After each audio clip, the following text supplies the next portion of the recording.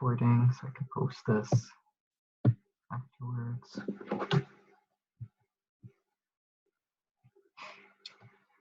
Okay, so we're going over worksheet 23, just mostly just more substitution and elimination stuff.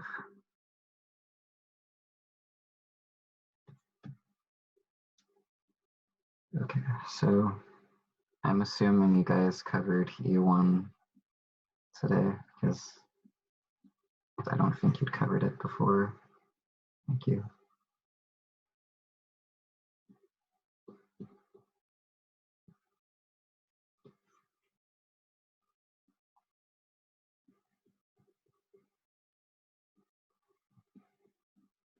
Did you finish E1 in lecture today?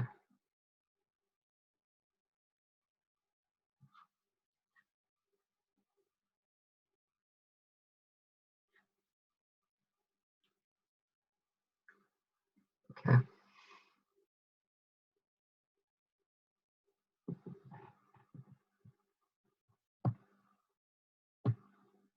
Have you guys finished talking about E1? Do you know the mechanism for an E1 reaction? Or will I be showing it to you for the first time?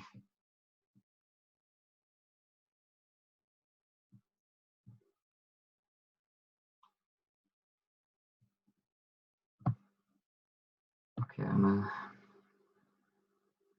thank you. I'm just gonna look at Canvas, I guess, to see, since I'm not getting a response. I don't know what you guys cover from day to day. Thank you. Just wanted to make sure I knew what you guys knew and what you didn't. Okay, so I told you last workshop, and hopefully Professor told you, the conditions for SN1 and E1 are exactly the same. So if SN1 is occurring, E1 is also occurring, and by now you should have an idea of when SN1 will occur. So you should know when E1 occurs as well. So this first question is just asking to show the mechanism for the following reaction, and I gave you the product, so you know it's an elimination reaction. And I'm just gonna say it since I've kind of made it obvious, it's E1. We're also gonna have SN1 happen, but we'll ignore that for now. But this is E1 because it's a secondary substrate, so it could go either way, but we have a acidic nucleophile, so that's pretty weak, and a protic solvent. Protic solvents work fine for E2, so the solvent doesn't really matter, but this isn't a good nucleophile or a good base, so it wouldn't be good for E2. So acid nucleophile, and you generally want a strong base for your nucleophile for E2, so it wouldn't do E2. So this is going to be an E1 mechanism. So OH is a bad leaving group, yes, but something's going to happen to turn it into a good leaving group. And I'm just going to redraw that. So yes, OH by itself is a bad leaving group because it forms hydroxide, and this is a strong nucleophile, so it would just go back to where it came from. But the first step of the mechanism, even though it's E1, it's not just a hydroxide leaving. Something happens to the hydroxide before it leaves. We have hydrochloric acid, and the hydroxide has some lone pairs on it that it can use to act as a base. Yeah, this is a important thing to remember. Hydroxide is a terrible leaving group, but that means it's bad for E2, but when you do SN1 and E1 mechanisms, you usually use an acid as your nucleophile, so the acid can protonate the hydroxide.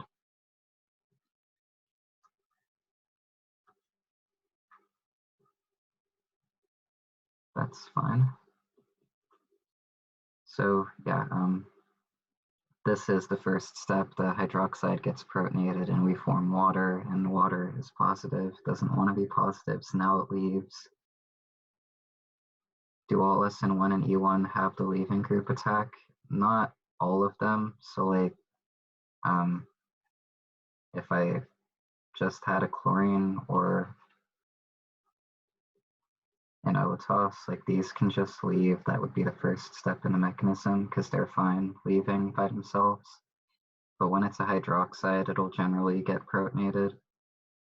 I mean, I don't think you're going to have to draw mechanisms unless he had you draw stuff for your last exam, but there's usually more than one kind of okay way to write a mechanism. So like you could still show this getting protonated by, I don't know, like a strong acid or something.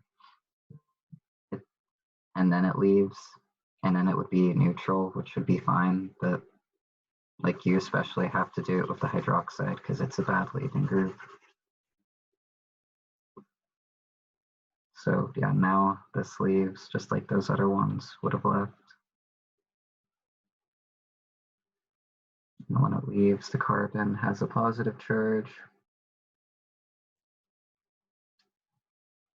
So if this was SN1, the chlorine would just attack the cation and substitute a chlorine there. But we're doing a elimination reaction, so we have to look at the carbon, I guess the way he described it, the alpha carbon, one carbon away from the positive charge, and there's a hydrogen on it that the chlorine can, I know it's not a strong base, but it can still do this.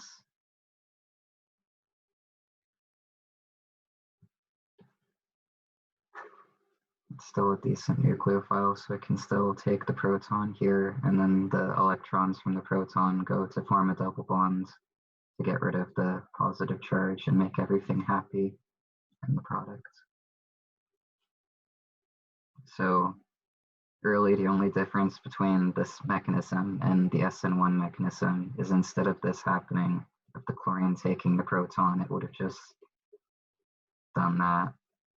And that does also happen. We get this product and we also get this.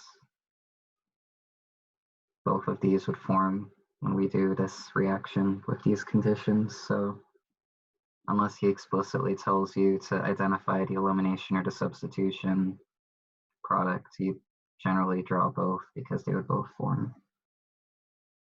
But you can only do one mechanism at a time because it's not right to show both of them like I have here. I'm just explaining that it could go either way. Okay, so that was number one.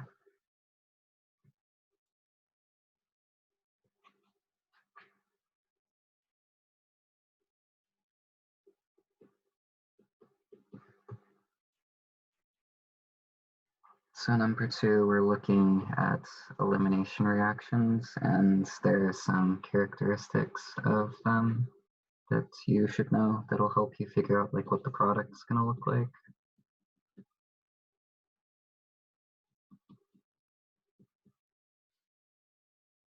So there's free elimination reactions, but unless Derlin is doing it differently, you don't have to worry about E1CB because that's just not as common in a laboratory. So you really only have to worry about E1 and E2. What is this going to be, E1 or E2?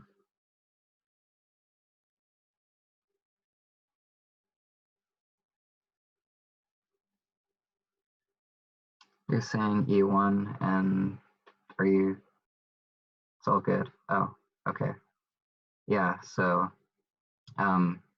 you might have thought it was E1 because the substrate is tertiary and tertiary substrates are good for SN1 and SN1 and E1 happen at the same time, but E2 doesn't really care about the substrate.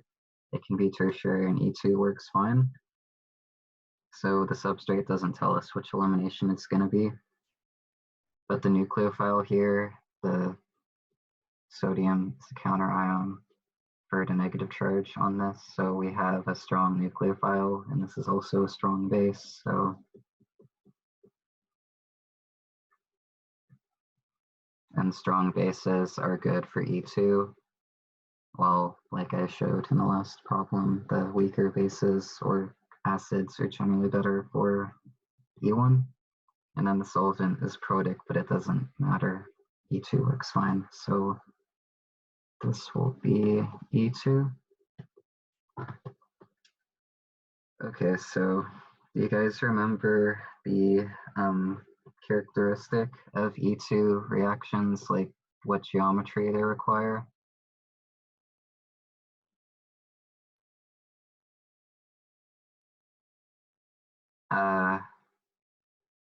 I guess that was a bad way of putting it. I don't know how to phrase the question. Yeah, that was what I was looking for. They need to be anti-paraplanar geometry. So that means like the proton that gets abstracted and the leaving group have to be pointing in opposite directions. And you were shown that with Newman projections. It didn't look like he covered this in his lecture notes, but I did email him and it seemed like he might ask about it. So I don't know if it's going to come up on your test, but I'm going to show this to you just in case it does. This is cyclohexane. You can also draw it as a chair. And you should remember from before that a wedge is pointing up and a dash is pointing down. So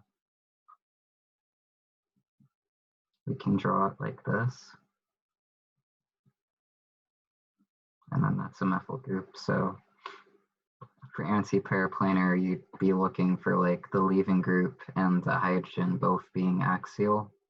And the leaving group isn't axial right now, so we can do a ring flip.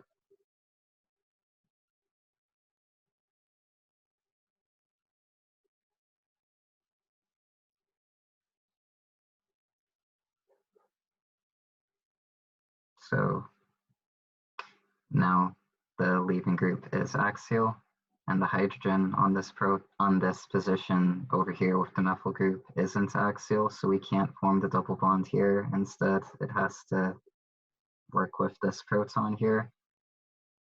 So the base, which is the F oxide, would take this proton and then form a double bond like that, and that would be the mechanism. So that's the product. It's not the Zaitsev product that doesn't form the double bond at the more substituted position because it can't, because of it doesn't meet the anti-paraplanar geometry needs. So when you have a cyclohexane and you're doing an E2 mechanism, basically you have to have the chlorine and the hydrogen to be trans to each other in order for a double bonds to form in that direction. So if you just want to remember they have to be trans to each other instead of doing all this work, that's fine. But I think drawing it out helps you make sure that you have the right idea. But like I said, whatever works. I'm just gonna, about what, where did I lose you? So remember anti-paraplanar is just like if we were looking at a Newman, just the positioning, I was still drawing the chairs. Okay. Well, I did a ring flip here. That's what I was showing here. So just when you do a ring flip, you move the atoms over one, and then it went from being, the chlorine went from being equatorial to axial, and then the methyl group went from being equatorial to axial. So for it to be anti-paraplanar, you have to have the leaving group and a neighboring hydrogen both pointing, like they both have to be axial. And the hydrogen on the position with the methyl is equatorial when the leaving group is axial, so we can't take that proton to form a double bond here. So basically we can't form this product, the Zaitsev product, because that the geometry doesn't work. But we, not that, but so we form this product, the non-Zaitsev product, because that's the only way that the geometry worked out, anti-paraplanar. And like I was saying, if the hydrogen had been trans to the leaving group, then it would have worked fine, and we would have formed the Zaitsev product. So you can just remember that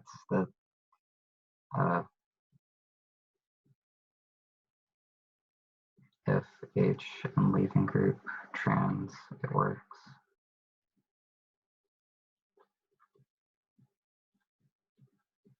But because they're cis, it didn't. And you can go through the motions with the chair to like logic it out. Okay.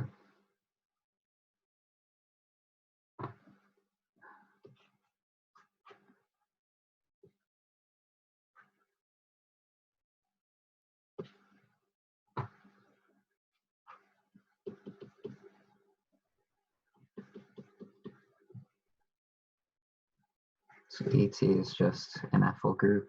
It's 2 carbons, no double bonds.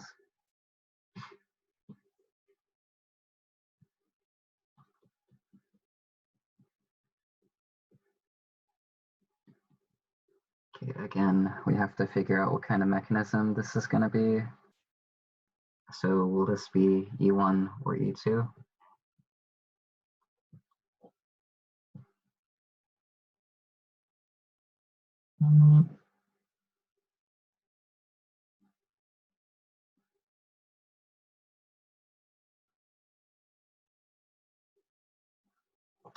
E1, yeah, thank you. So when you're trying to figure out if it's gonna be E1 versus E2, you can't look at the substrate, so we have to look at the nucleophile.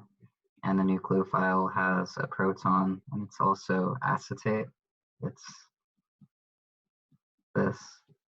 So even if the proton wasn't there, it would be a weak nucleophile, so it wouldn't be good for E2. So this is a weak nucleophile. So it's gonna be E1. And does E1 require that same geometry with anti-paraplanar? No, it doesn't. It doesn't matter because I did draw the leaving group and the proton trans to each other, but it doesn't require that geometry. So we wouldn't have to do the chair conformation at all. We can kind of just look at this and draw what the most stable product is going to be. So it looks like it might go to the left because there's more substituents there, but are there any protons on that carbon on the left?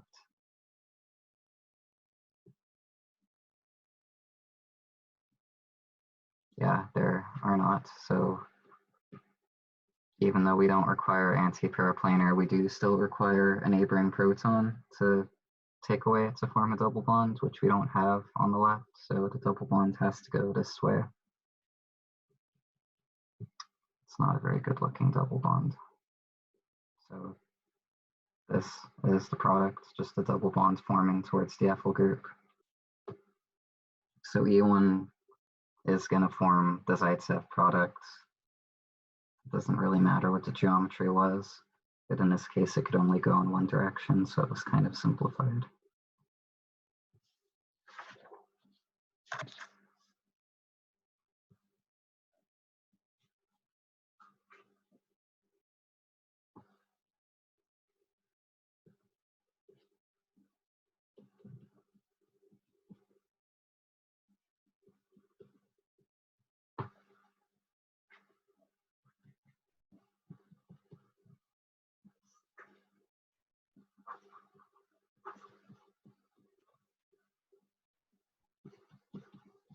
Okay, so this NaOTBU is just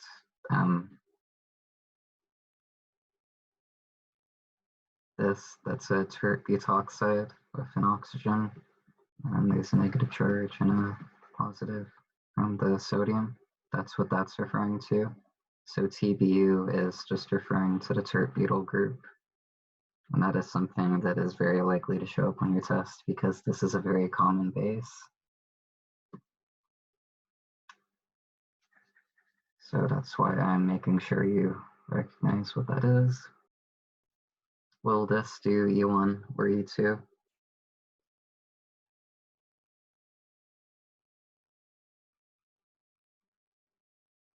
E2, yes, because of the strong base we have here. Strong bases favor E2, weaker nucleophiles and bases favor E1. So, like I said on the first part, the leaving group, which is bromine here, and the neighboring proton have to be trans to each other for it to be anti-paraplanar. So this is the only neighboring proton and it's cis. So that indicates that it's not going to work. And I can also just show with a chair to make sure you guys see it.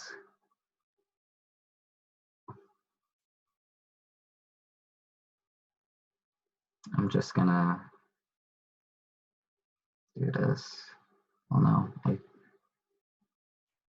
I'll do the whole thing. I'll just try to do it quickly.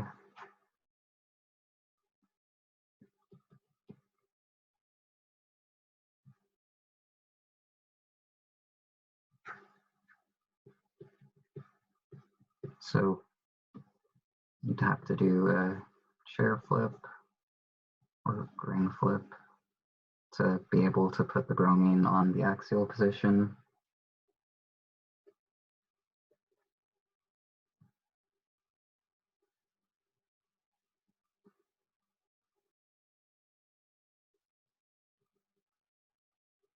And you can see that the bromine and the hydrogen are not both axial. The hydrogen's equatorial, so they're not anti-paraplanar to each other. You can't do an E2 mechanism. So this would not have any reaction happen. So you just put NR for no reaction because there's no proton over here, and the only proton that's nearby isn't going to work for anti-paraplanar geometry. So that's that. If there are any questions about that, feel free to ask, but hopefully it makes sense, all the context I've given. Okay. What about the chair conformation? So, okay, so, like from the beginning of the semester, we can draw a cyclohexane as a chair. And the way I converted the chair, the flat representation to the chair is like a wedge equals up and dash equals down. And I remember that just by dash and down, both starting with D. So I drew this carbon here. The methyl was on the wedge, so I drew it pointing up, and then the ethyl is pointing down. And then the bromine is pointing up on the next carbon, and the ethyl is pointing down because it's on the dash. And this is an E2 mechanism, as you pointed out. E2 requires anti-paraplanar geometry. So that means that the leaving group, the bromine, and the neighboring proton have to be pointing in exact opposite directions. So like if we were looking at a Newman projection, it would be like X is a leaving group and H is the neighboring proton. They have to be pointing like up and down in exact opposite directions. So in terms of a cyclohexane and a chair conformation, that just means they both have to be axial. And like to put the leaving group in an axial position, I just did a chair flip and just drew it like this. If you don't remember ring flips, I don't think this will be too important for your next exam, but oh, okay, you got it. So you can see after I did the chair flip that now we have the leaving group axial, but the hydrogen's not, so we don't have this. I guess I'll put an X. We don't have this, so we can't do the elimination, so no reaction occurs. Okay. Yeah, this is, it didn't sound like he was going to emphasize this much. At most, it'll probably be one short question on your test. And again, if you just want to remember that the leaving group and the neighboring proton should be trans to each other, that works. You don't really have to do all of this. This is just to show your work to yourself to make sure you got the right answer. But if that's too complicated, that's fine, because it is a bit of a hassle. It's time consuming, and it might confuse you if you do it incorrectly.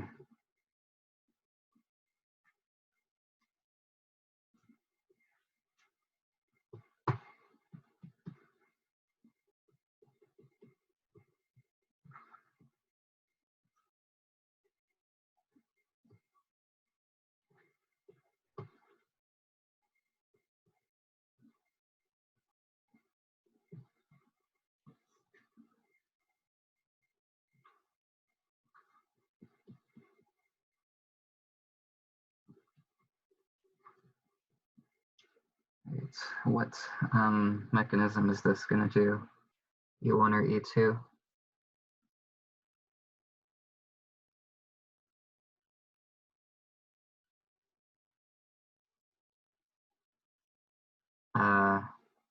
I saw both answers. So again, don't look at the substrate, look at the nucleophile, and the nucleophile has a negative charge. It's a methoxide, and methoxide is a good base. It's a strong base. So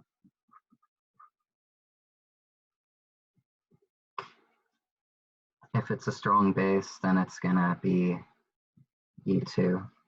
And I guess just for the record, if you want to see what the more common strong bases are, I've already shown most of them.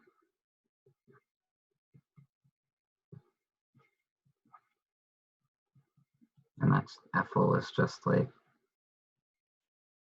these two are the same.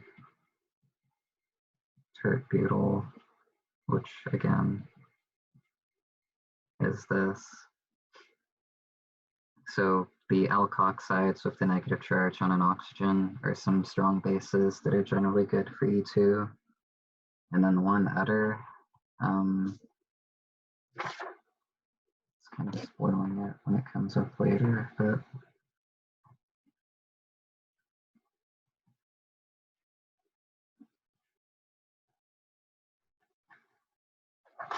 this is a pretty common strong base that's used for E2 reactions. He probably brought this up, but I don't know how much he emphasized it. I'm just making this point now. These two are bulky bases. They're bulky because like the tert-butyl is a large group and these isopropyls on LDA are large groups.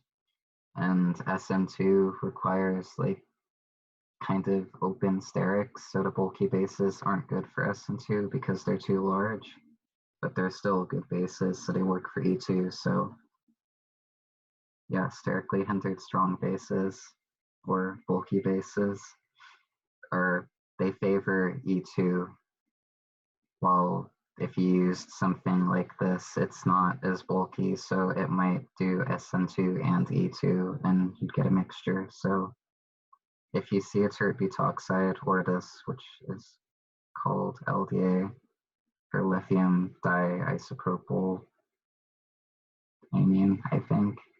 I might have gotten the name wrong, but it's LDA. They're good for E2. Okay, so this is gonna do an E2 mechanism. I should probably give myself more room. So I'm gonna erase all of this stuff down here with the bases, but it'll be in the video if you didn't get to copy it all. I'm sorry, I just need space.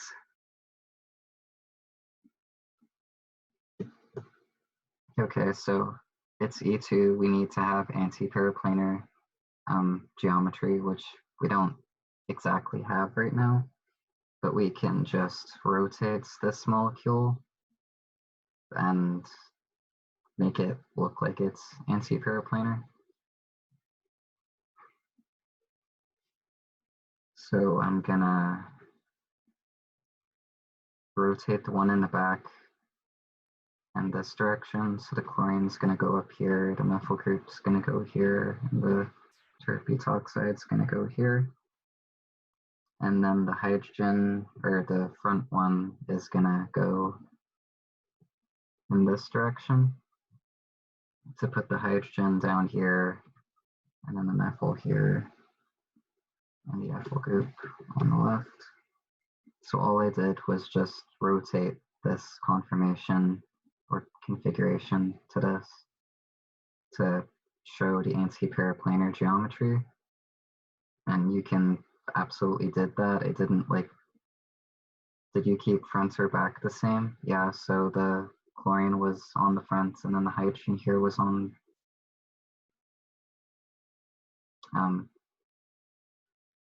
yeah, I'm pretty sure I did. We had the hydrogen, ethyl, and methyl group on this front carbon, which we have still the hydrogen, methyl, and ethyl on the front, and then chlorine, methyl, and a tert butyl on the back, which is what we have here. So yeah, the stuff attached to the front and the back is still the same. I just rotated the front and the back in different directions, but I didn't like break any bonds or anything. I know it's a little tricky, so I would just recommend rotating one of them at a time to like put one thing facing down and the other thing facing up, and then just see where everything else ends up.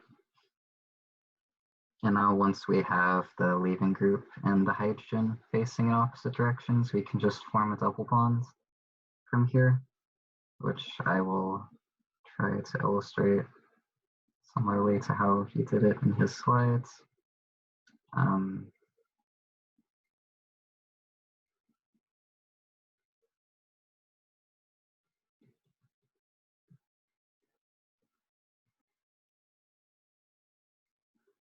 This is kind of an extension of the Newman projection. We had the two methyls on the right, and one is in the front and the other in the back, which is what I'm trying to show here. And then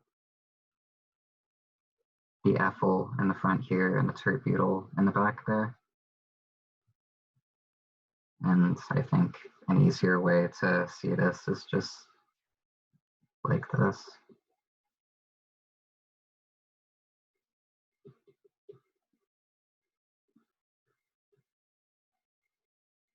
Well, maybe not easier, but like, I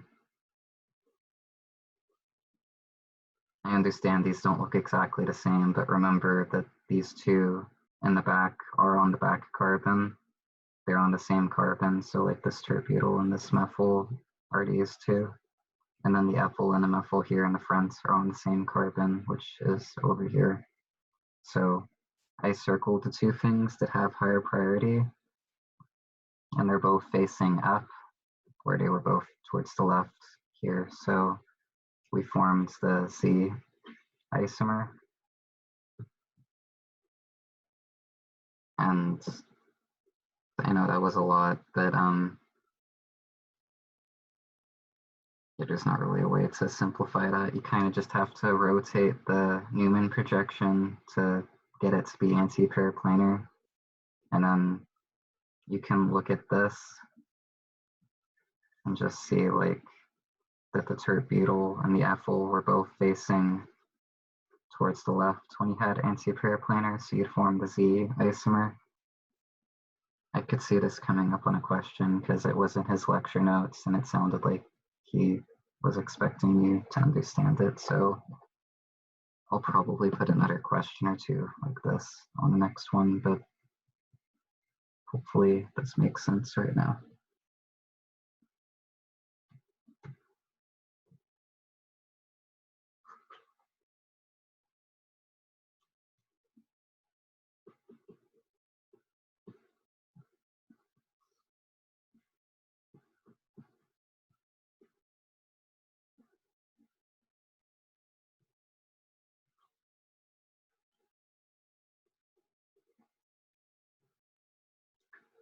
Okay, so here I'm asking to explain how this product can form.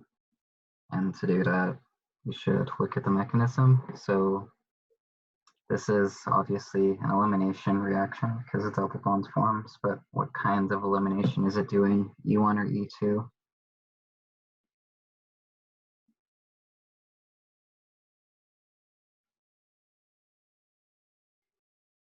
So we have, yeah, 1 because we have an acid as nucleophile, so it's a weak nucleophile. So it's going to be E1. So just like before with the mechanism I showed, the first step is just protonation of hydroxide because hydroxide's a bad leaving group, but water is a good leaving group.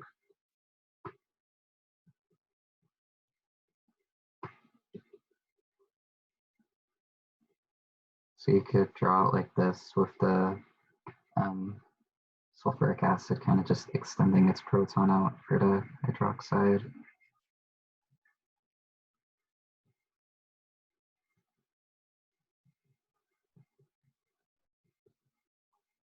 And now the water leaves because it's okay leaving.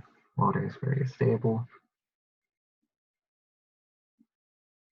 And we have a proton.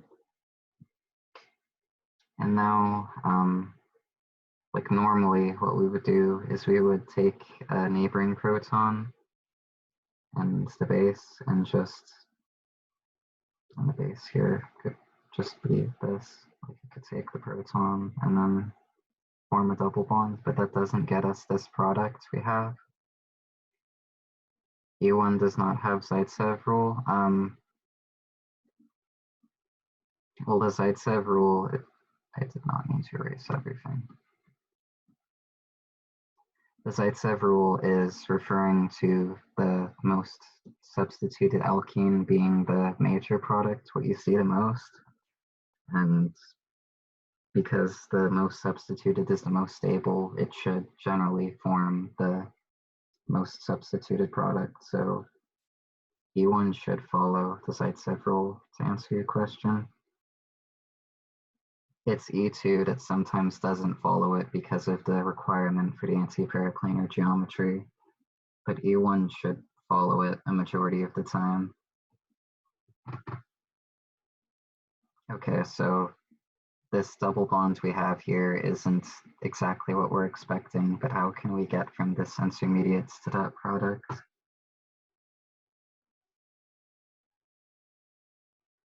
Yes, we can do a hydride shift to move the carbocation. So we can take like this hydrogen and push it towards the carbon there.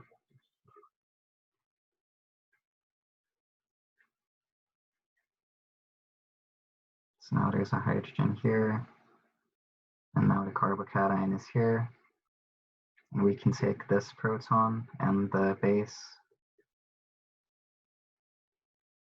and just take the proton and form a double bond. So just like with the SN1 mechanism, the E1 mechanism passes through carbocations, so there's a potential for carbocations to shift around through hydrides and alkyl shifts.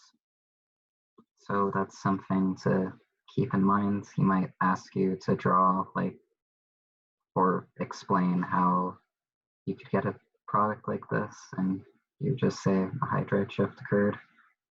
So yeah, just keep this mechanism in mind because it can explain some weird things that you might not think about as much.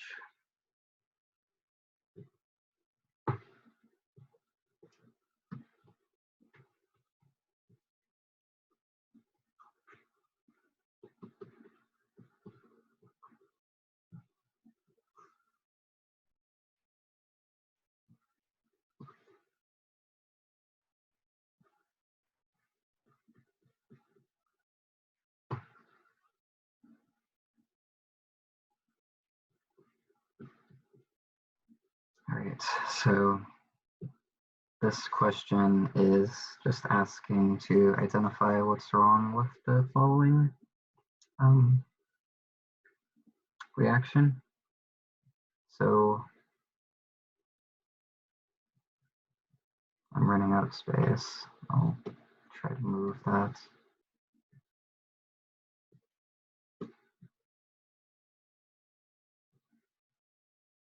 Okay, so we have OC and then parentheses CH free. That's what that is. My parentheses aren't great, but that's what that is, just OC and then CH free times free. So what's wrong with this reaction? We had an OTOS and we substituted the nucleophile to put the nucleophile in the place of the OTOS. Yep, that's correct. This is the, I'll draw the base here.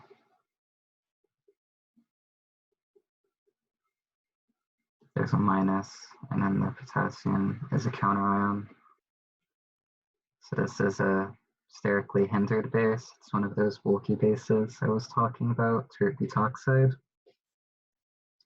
And those don't really work well for SN2, which is what we're showing here by inverting the stereochemistry and substituting the nucleophile for the leaving group. So like this is an SN2 product, but SN2 won't occur.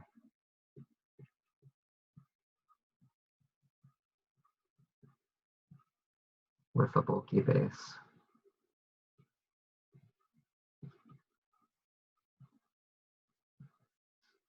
So instead, the product we're going to get is an E2 product. And this is a symmetric molecule, so it doesn't really matter where you put the double bond. I'm just going to draw it like this.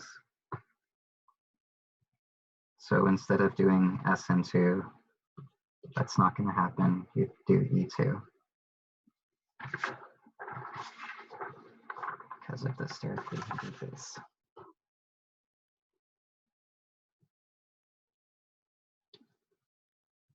Okay.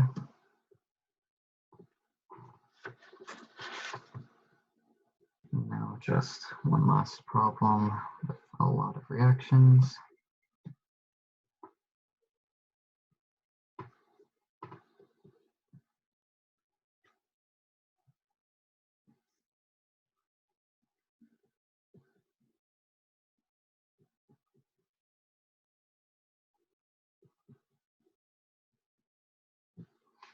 Okay, so to figure out what the products are going to be, like I hinted at, we have to consider what mechanism they're going to follow.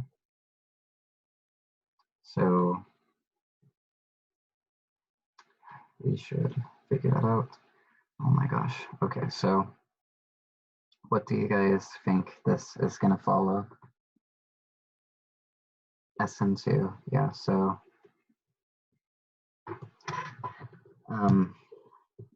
yeah, we have a strong nucleophile here. Iodide, the negative iodine, is a very strong nucleophile.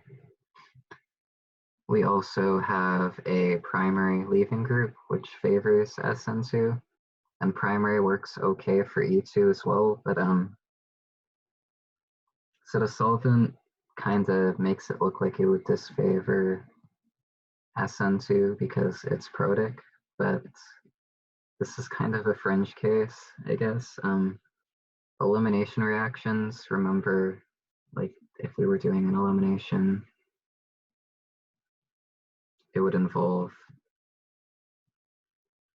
a base taking a proton and kicking that out. So a strong nucleophile and a strong base aren't always the same thing. Usually they are, but like with iodine or I minus, this is the conjugate base of HI, which is like,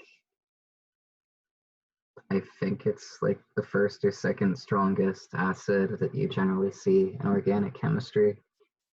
So I minus is an extremely weak base, but it's still a decent nucleophile. So basically it can't act as a base and do E2, but it can do SN2. And I know that was a lot of details to consider for this exact question. That's why I don't think it would be this confusing on the exam, but basically strong nucleophile primary position. So it's going to do SN2 to summarize why it is what it is.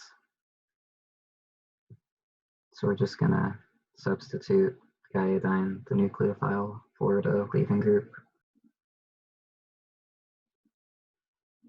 Okay.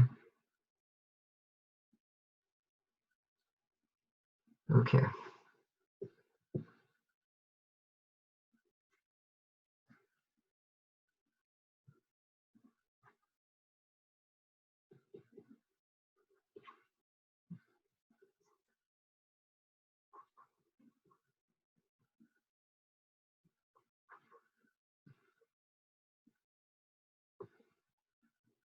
What about this?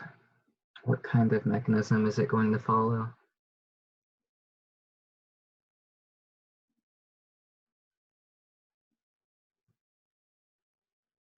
So the first thing we look at all the time is the substrate, and it's secondary, so it could be anything. The nucleophile here is the next thing to look at. Is this a strong or a weak nucleophile? Strong, yeah, it's a, sorry, that has to look great. It's a strong nucleophile. And the solvent, is this protic or aprotic? Yep, it's DMSO. It's a polar aprotic solvent. So strong nucleophile and aprotic solvents are good for SN2. E2 doesn't really care about solvent, so it could work in protic or aprotic, but this is another question that I feel like you could argue goes either way, but as far as I know, SH minus, which is the nucleophile, isn't a super strong base. It's better than iodide from the last problem, but generally, at least when I took the class, the way we were taught is like if you have a strong nucleophile that's not like a sterically hindered base, then the solvent is kind of the determining factor. If you have a protic solvent that disfavors SN2, it actually slows the reaction down, and aprotic speeds up SN2. So if you have like a strong nucleophile and an aprotic solvent that favors SN2, but if I replaced the MSO with like water or methanol or something, then that would disfavor SN2, so it would probably do E2. So I showed this before.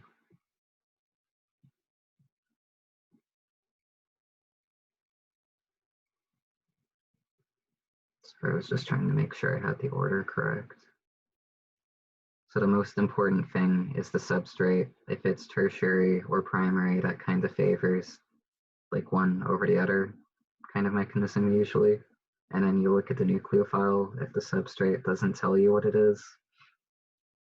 And if the nucleophile is a strong nucleophile and it's a secondary position or primary, I guess, like it could theoretically be SN2 or E2. So then the solvent is kind of the determining factor. And the leaving group almost never tells you what it's going to be. So that's not really important. So yeah, this is the kind of logic you should follow. Substrate, then nucleophile, and then solvent, if that is important for determining what it is. Okay, so it's SN2. We're gonna substitute the SH for the bromine, and it's going to invert stereochemistry because SN2 inverts stereochemistry, so this is the product.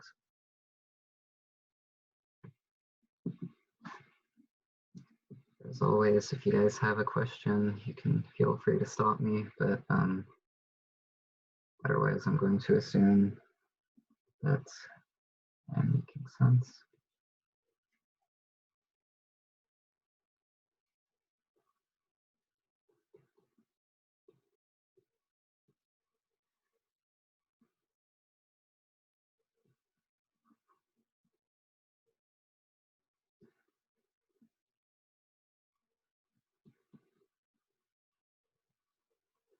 Okay, what kind of mechanism is this going to follow?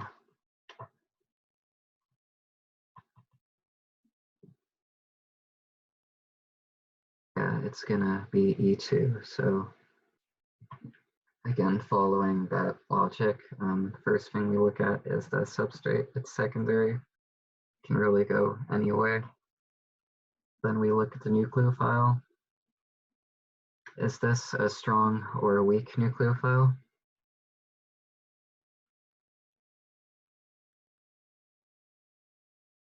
It's gonna have a positive charge on the sodium and a negative charge on the oxygen here.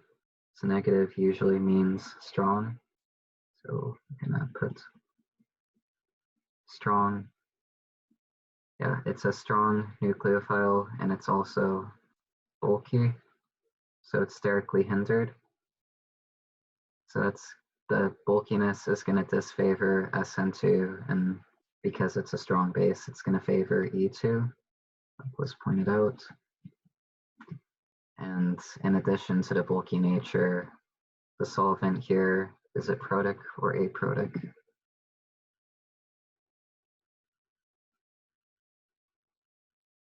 It's water, so it's gonna be polar protic. You should recall that protic solvent is protic because it has a hydrogen on oxygen, nitrogen, or sulfur generally, and water is just hydrogen and oxygen, so it definitely has that, so it's protic. And E2 works in protic solvents. All protic disfavors SN2, like I emphasized in the last problem, so everything is kind of pointing towards this being E2.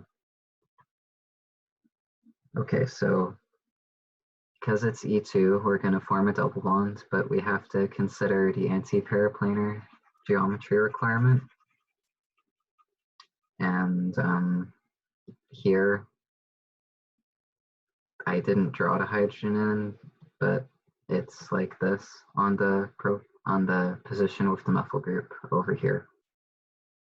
So they're both cis to each other, which, like I pointed out, the leaving group and the neighboring hydrogen have to be trans to each other in order for double bonds to form in that direction. So because of that, because they're cis, we can't form the double bonds towards the methyl group. So we have to form this double bond, which is the not Zaitsev product or anti-Zaitsev. I don't know if either term is more correct than the other, but this isn't the Zaitsev product, but it is what would form because we don't get the right geometry. I can quickly show that.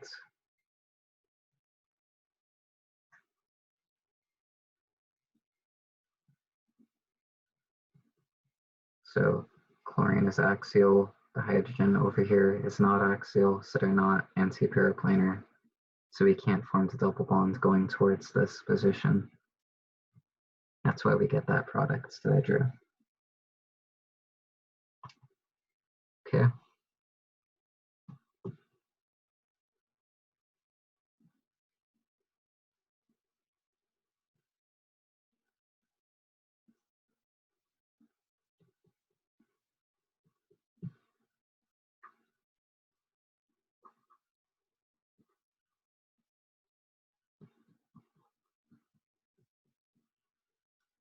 What kind of mechanism will this reaction follow?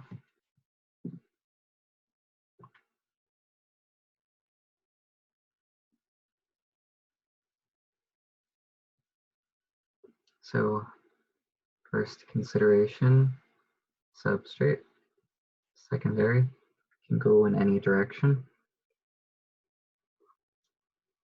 What kind of nucleophile is this? Strong or weak? Strong, yeah. Sodium is counter-ion for the negative charge, so strong nucleophile. What kind of solvent is this? Polar protic or polar aprotic? Aprotic, yeah. So what does it look like it's gonna be?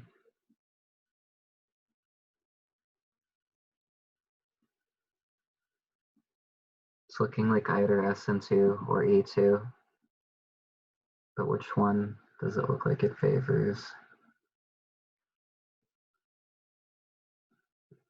Yeah, so like the second problem, the solvent was kind of a determining factor. Another thing here is, like I pointed out in the first one, iodide is a weak nucleophile. I mean, it's a decent nucleophile, but it's a weak base. And it's the same thing with this. This is the nucleophile we're looking at, and it's the conjugate base to HCN, which is a very strong acid. So again, stronger acid means weaker conjugate base. So this is a weak base, but a strong nucleophile. So it's not really good at accepting protons, but it is still decent at being a nucleophile, doing nucleophile things. So this is going to do SN2 and not E2.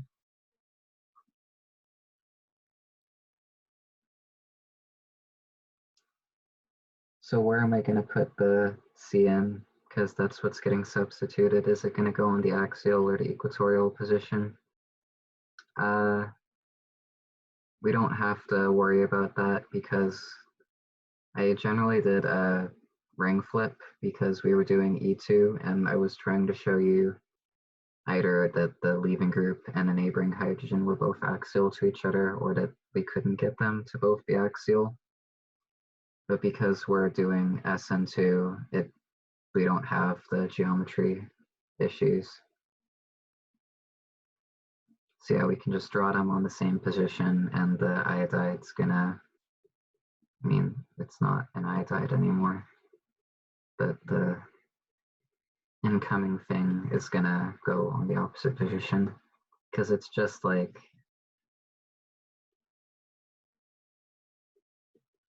we literally just went from this to this. We flipped the stereochemistry, and that's what it kind of shows by going from axial to equatorial. If you did a chair flip, then, I mean, you'd end up with like this because it would still be pointing up, which it wouldn't have flipped stereochemistry then, so that wouldn't have been correct. So I guess try to remember that we don't always do those when you see a chair, and I don't even know if he'll show you a chair on a test, but I figured I'd throw this at you just in case. So it just flips stereochemistry at the position where the leaving group was.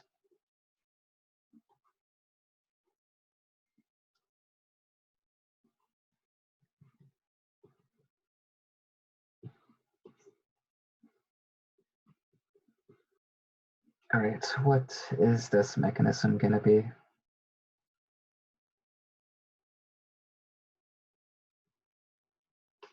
Substrate is either SN1 or E1, yeah. So because they favor the same conditions, they generally happen together. So it's going to be SN1 and E1. I'll draw the SN1 product first. That just substitutes a hydroxyl for the iodide.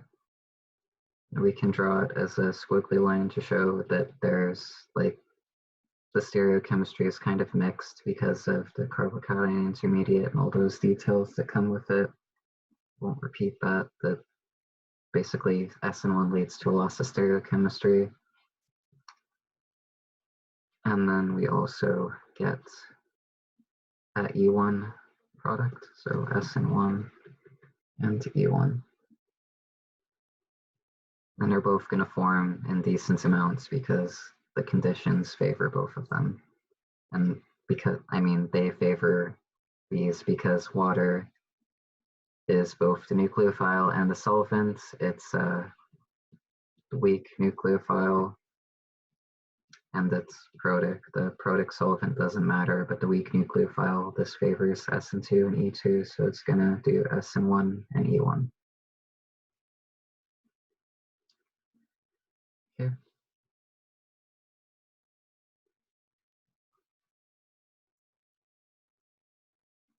Oh, and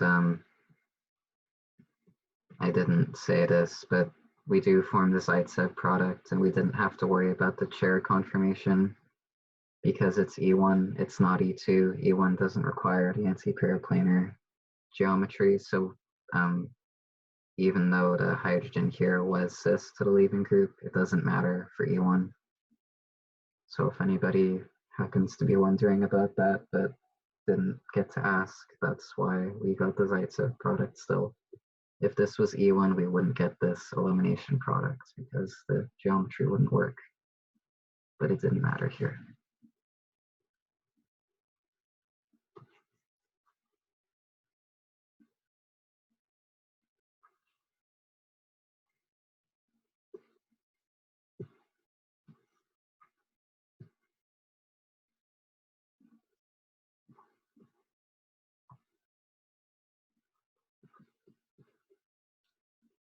What kind of mechanism is this going to follow?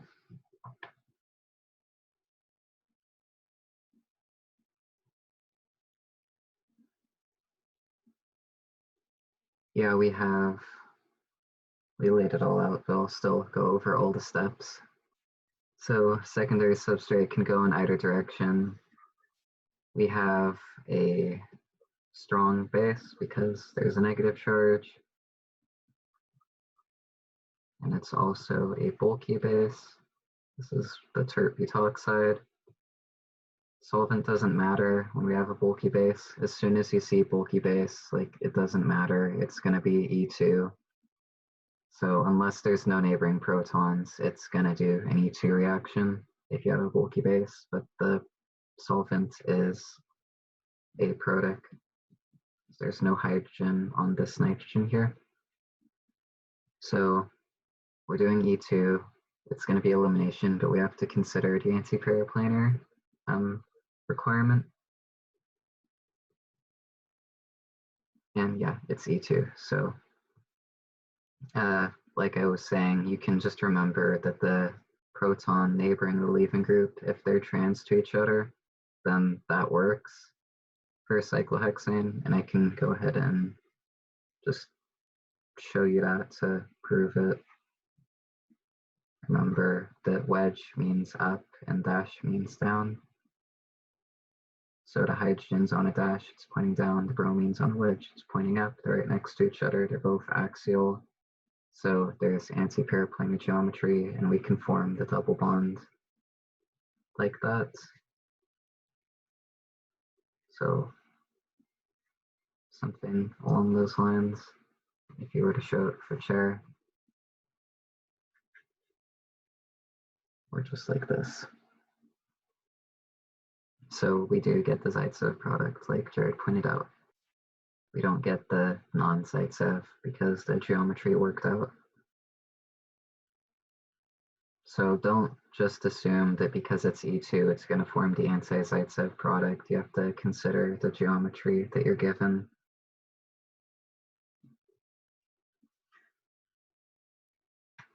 Okay.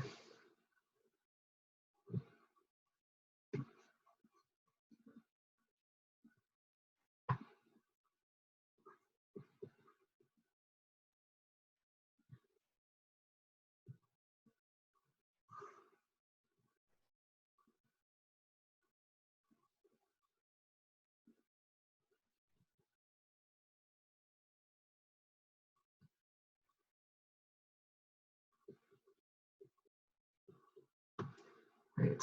What kind of mechanism is this going to do?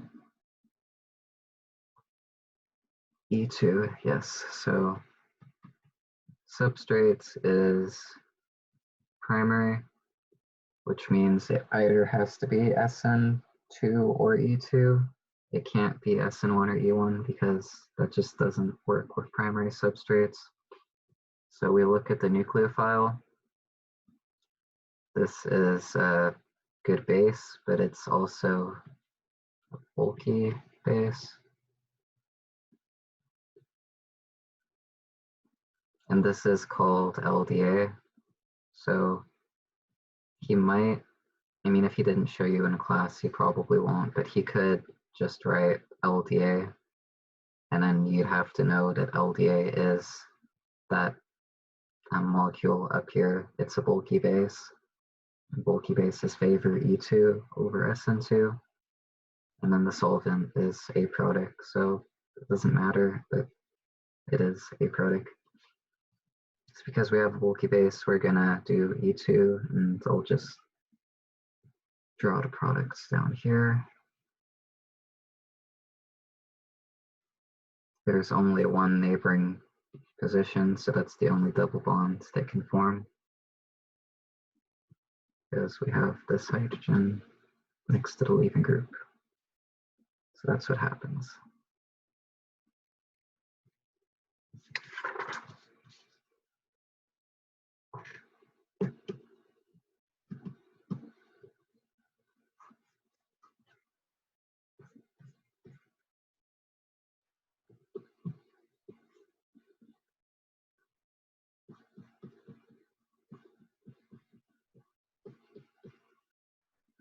What kind of mechanism is this going to follow?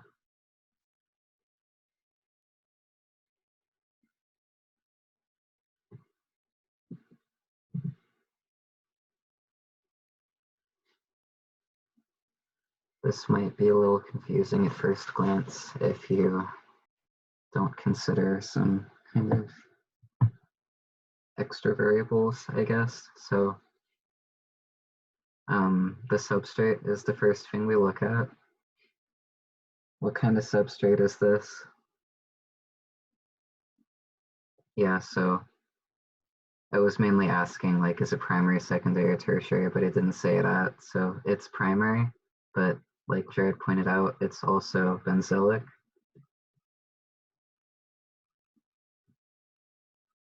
Yeah, so primary normally isn't good for SN1 or E1, but if it's benzylic, then it does work for SN1 or E1 because the benzene ring stabilizes the cation with resonance. Okay, so this can work for SN1 or E1 or SN2 or E2, like because it's benzylic and primary, it can go in any direction. So we look at the nucleophile, and like Jared pointed out, it's SN1 or E1 because the nucleophile is weak, because we don't have a negative charge, and the nucleophile is ethanol. It's also the solvent, so the solvent is protic. So it's not going to do SN2 probably, and it's not going to do E2 because we have a weak nucleophile.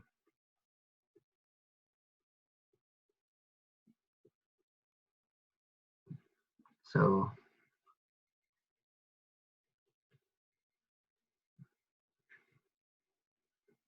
ET is just ethyl, that's what we had there. I'm just doing it because I don't really have space to put everything. So this is the SN1 product. Are we going to get an E1 product? Is there another product that forms here?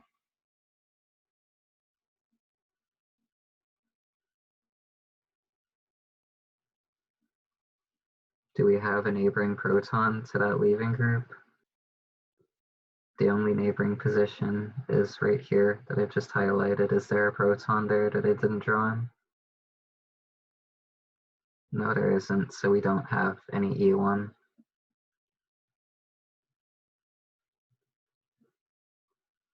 So SN1 and E1 do always occur together, but if there's no proton next to the leaving group to take away to form double bonds, then you can't do E1, so it can't happen, but SN1 doesn't care about that, so it'll still happen. So this is just something to keep in mind.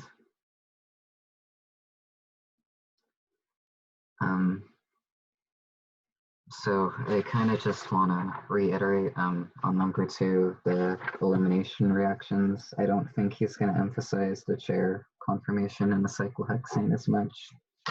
It's mainly going to be that fourth one with the Newman projection we were looking at that I think would come up on a test. So if you review these, I recommend focusing on that last part rather than the cyclohexanes. And can you re-explain why the first one for number 5 is SN2? Okay, yeah.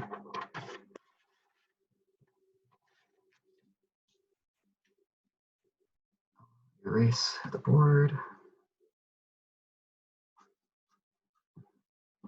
I'm guessing you're referring to this.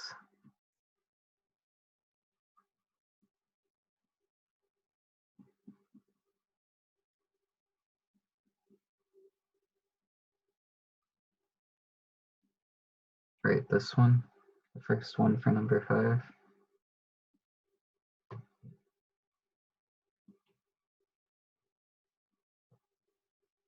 I'm going to assume yes. So the substrate is the first thing we look at. It's primary. So it's not gonna do SN1 or E1 because it's primary. It never works with primary substrates. So it's either gonna be SN2 or E2. We look at the nucleophile, it's sodium iodide. So that's a decent nucleophile, I guess. Actually, I'm pretty sure it's one of the strong nucleophiles, like one of the ones that has a fast reaction rate for SN2, if you look at the lecture notes or your book. So I'm pretty sure this is a strong nucleophile. The solvent is ethanol. This is protic, so it does kind of look like it's disfavoring SN2 because of the protic solvent. So I know that seems a bit contradictory, but in order to do an elimination reaction, you have to, like, a base comes in, it takes the proton near the leaving group and kicks out the leaving group. That would be an E2 mechanism. So a strong nucleophile is usually also a strong base, but there are some exceptions to it, and something should be a strong base to favor doing this elimination. So HI, I don't remember the exact pK, but I think it's around -9, and a negative pK means it's really acidic. Like, this is one of the most strong, if not the strongest acid you usually see in organic chemistry. And the stronger the acid is, the weaker the conjugate base is. So I minus is a very weak base, so it wouldn't be very good at doing this, but it is a good nucleophile still. So it's a good nucleophile, but a bad base.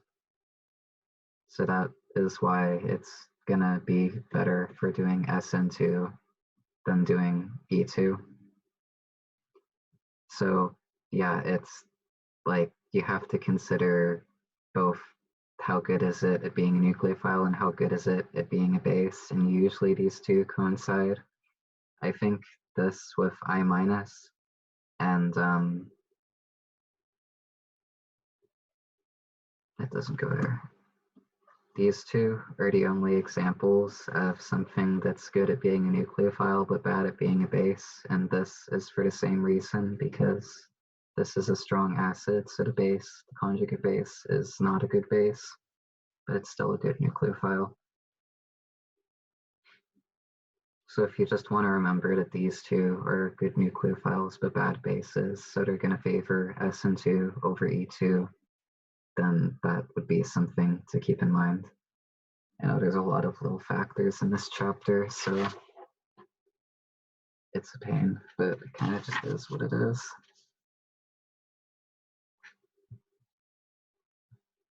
So that's everything I have on my worksheet.